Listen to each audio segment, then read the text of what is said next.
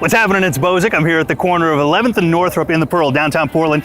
This spot right here, this hallowed ground upon which I stand, will be the epicenter of the Northwest whiskey scene, Whiskey Fest Northwest. And I'm going to introduce you to some of the distillers that are going to be responsible for some of the fine beverages that we will be tasting on May 11th, so stay tuned.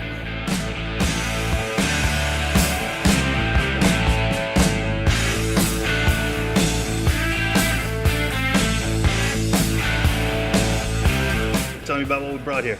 All right, so today I brought my American Straight Bourbon. This is a 36% rye bourbon, so a lot of spice in it.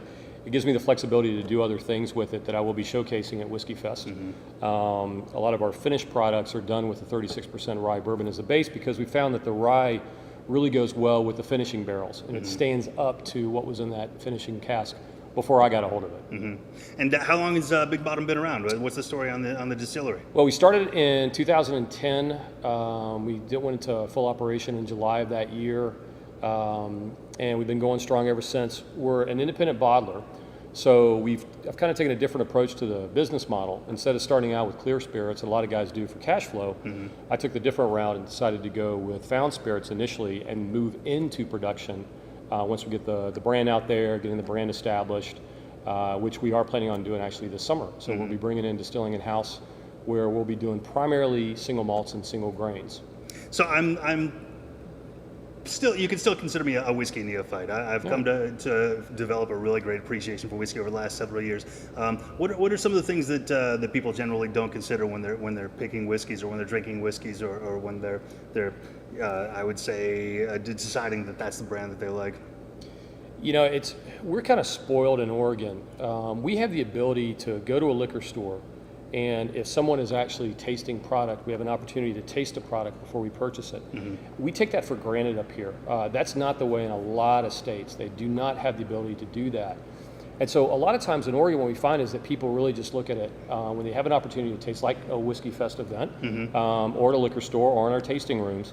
They can really fall in love with the product based on taste. When the consumer is left in the liquor store to make up the decision without, no really good advice from the people who work there or what have you, they look at different things, and it still kind of baffles me how we get stuck a lot on age statement, because I think our mindset is initially set towards Scotland and with Scotch. It's not really applicable here in the U.S. With a lot of the products. A 9-year-old bourbon could already be turned at that point and actually come across relatively flat. A thin mash bill will yield it in that way, where you could have a 3-year-old bourbon that is amazing. So I think in Oregon we're just so lucky to be able to taste products in a lot of different venues and in our own liquor stores to give that consumer really the information they need. For us, we try to put down as much tasting notes as we can on the actual bottle. We found that does help out. But sometimes when you over-educate the consumer, they get confused. Right. And in fact, what's funny, we went through a rebranding process last year because we found that our product on the shelf was kind of disappearing. The screen-printed bottle looked great in your hand, but it just did not do what it was doing on the shelf. So we decided to find our own identity, which truly Big Bottom. It's actually a place in Oregon. It's not like Margaritaville. Okay. And we went along with that theme because that's kind of what we believe in for our company values. And so it's actually made a big difference. Pops on the shelf, people like it, people know it, we're out there moving the product, and so we're pretty fortunate here in the state to have that available to us. So when you refer to company values, what does that mean? Have fun, make money, and drink. How big is the operation? How many people you have down there working for you? Well, you're looking at probably about 75% of it right now. We have a couple of contract people on staff, and of course family help. My wife is a big part in the marketing arm of the company. We have a great brand rep that's out there, Monique, promoting the product at every chance she can get. I brought in some additional help, some prior High West distilling help in there to help me get set up for moving the distillation in-house, and then we'll start to grow and add more personnel. Okay. I think it's probably time to taste some Big Bottom whiskey here. Yeah, that sounds good. All right.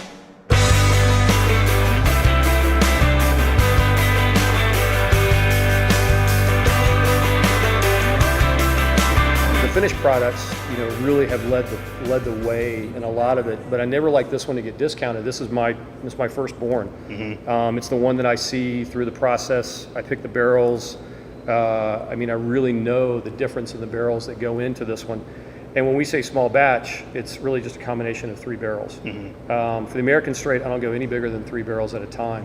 It allows me to really control how the flavor profile is going to be with this. The finishing batches, they can go as high as 8, but even on those, I keep them pretty small. And we finish our products for at least 6 months, which is kind of unusual. Usually a finished scotch or something like that goes for about 3, and you're trying to pick up the essence. With my finished products, I want you to taste what was in that barrel beforehand. Come across a lot deeper color, a lot richer flavor to it. And so, and I'll probably have a few special ones that I'll bring out for Whiskey Fest. Nice. So when people are trying the Big Bottom of Whiskey Fest, what are they going to notice first? Well, they're going to notice definitely the spice. Like I said, the rye was really important to me to have in there because I wanted it to come across the nose where you can definitely smell that it's not just a sweet product. When it hits your palate, it's got a good mouthfeel. At 91 proof, we get just enough of that booze flavor that you want. Kind of hits you right in the back of the throat, just a little bit, not enough where you're going into shock. And again, my main goal is to make sure I had a good product that I could use to finish as well. Because if you don't have a good base product, you can't have a good finished product. What's your favorite way to drink it?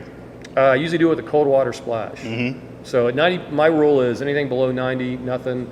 90 to 100, nice little cold water splash. Above 100, I'm looking for a nice, perfect round ice cube.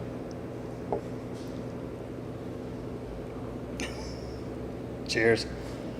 Cheers. Yeah, definitely. I'm nasally challenged with these glasses sometimes. Right. You might have the same problem. I absolutely do. Excellent. Well, we're going to be looking forward to seeing Big Bottom at Whiskey Fest Northwest, May 11th, and more details at 105.9thebrew.com. And I appreciate you stopping by, Ted, and we'll look for you at the festival. Excellent. Thanks a lot. When the whiskey's all gone and the night grows old, there's no more sense in the stories told.